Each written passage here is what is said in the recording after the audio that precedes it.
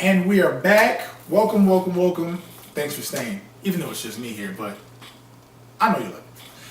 We are back, guys, and let's get into a little bit of what seems to trouble me with this whole NCAA on trial scenario. Now, the NCAA has had years, they knew this was coming. Like, this didn't just come down the pipeline last week.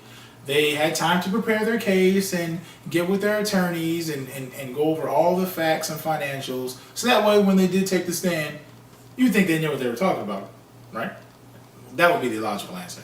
Apparently, something really funny that happened under a cross-examination, the director of the NCAA, Mark Emmert, decided that he wanted to go into exactly how the money was divided up amongst schools, how the NCAA uses it for research and benefits and all that other good stuff. So apparently there's about $850 some odd million that they're taking in every year, give or take, between that and about 947 million. Now, they're asking him, how is this money spent? What are you guys doing to benefit student athletes? Oh, we've got separate programs. We have insurance policies in place. We go into low-risk, high-need neighborhoods, and we help build those neighborhoods up. And we're all about the education. Correct. But how is the money spent? So as he begins to chart down how the money's spent, there's about, I don't know, somewhere upwards of $100 million plus that isn't accounted for. Red flag. That is a problem.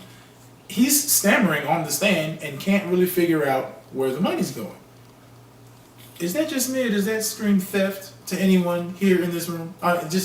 That's crazy to me. I don't understand how millions of dollars are going unaccounted for. I got a wonderful idea.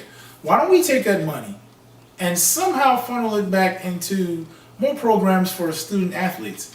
So, Shabazz Napier and the Hungry Huskies aren't starving at night, and, Oklahoma Sooners don't have to pay back $3.47 because they overate pasta.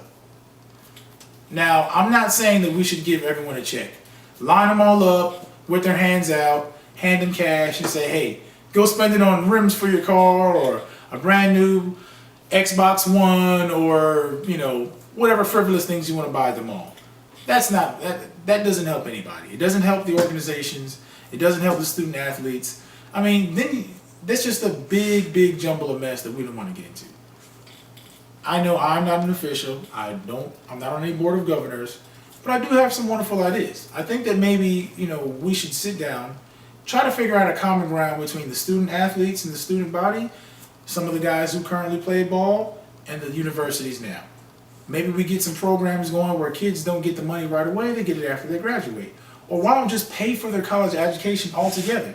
So if they get hurt, decide they don't want to play ball anymore, or just want to retire from the sport, they can still get an education. I mean, either which way, something has to be done. Hopefully this thing doesn't get ugly and they can solve it somewhere outside the court system. That's just my 2 cents. Thanks for stopping by, guys. Definitely hit us up on Twitter at ASV TV Network and on the web, on your smartphones, computers, at work, hopefully when your bosses are looking, at atl4-sportsvision.com. I'm Anthony. Love that you guys joined me on another episode of College Profits. We'll see you guys soon. Thanks for joining me.